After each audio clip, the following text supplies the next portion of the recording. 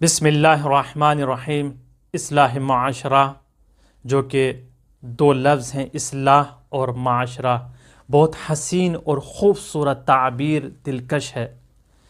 اصلاح معاشرہ جو کہ اسلام ضابطۂ حیات انسان ہے، جس میں فرد اور معاشرہ دونوں کی اصلاح اور اصلاح معاشرے کے لیے تشکیل خانوادہ ضروری ہے، اور خانوادے میں سب سے مہم رکن جو چیز رکھتی ہے اس کا نام ہے ایک خاتون۔ اس کی اصلاح سب سے مہم ہے، اور جس طریقے سے خداوند عالم نے قرآن مجید میں ارشاد فرمایا ہے، سورہ آل عمران آیت نمبر 104، وَلْتَكُمْ مِنْكُمْ أُمَّةٌ يَدْعُونَ إِلَى الْخَيْرِ، تم میں سے بہترین امت وہ ہے جو دعوت دیتی ہو خیر کی طرف، وَيَعْمَرُونَ بِالْمَعْرُوفِ، نیکی کا حکم دیتی ہو، وَيَنْهَوْنَ عَنِ الْمُنْكَرِ، برائی سے روکتی ہو، وَأُولَئِكَ هُمُ الْمُفْلِحُونَ، اور یہی لوگ نجات پانے والے ہیں، یہی لوگ کامیاب ہونے والے ہیں، اور یہی سیرت اہل بیت علیہم السلام ہے۔ نیکی کو فروغ دیا جائے، برائی سے روکا جائے۔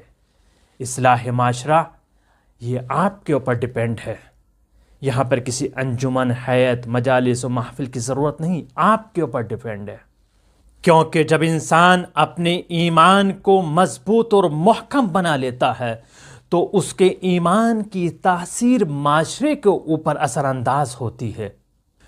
اور آج معاشرتی بگاڑ کی اصل وجہ دینی تعلیم سے دوری کا سبب ہے، اور جھوٹ ہے، مکر ہے، فریب ہے، عیاشی ہے، زناکاری ہے، شراب خوری ہے، بے پردگی ہے، بے حجابی ہے، بے حیائی ہے، تہمتیں ہیں، غیبتیں ہیں۔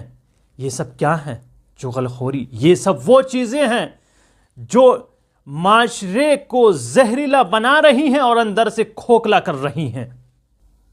اسلام ہمیں پاک دامنی، عفت، حجاب، پردہ، صداقت، سخاوت، علم، عفت اور پردہ، ان تمام چیزوں کا حکم دیتا ہے، اور اگر ہم اسلامی اقدار کو اپنی زندگی میں ڈھال لیں تو معاشرہ امن و امان کا گہوارہ بن سکتا ہے۔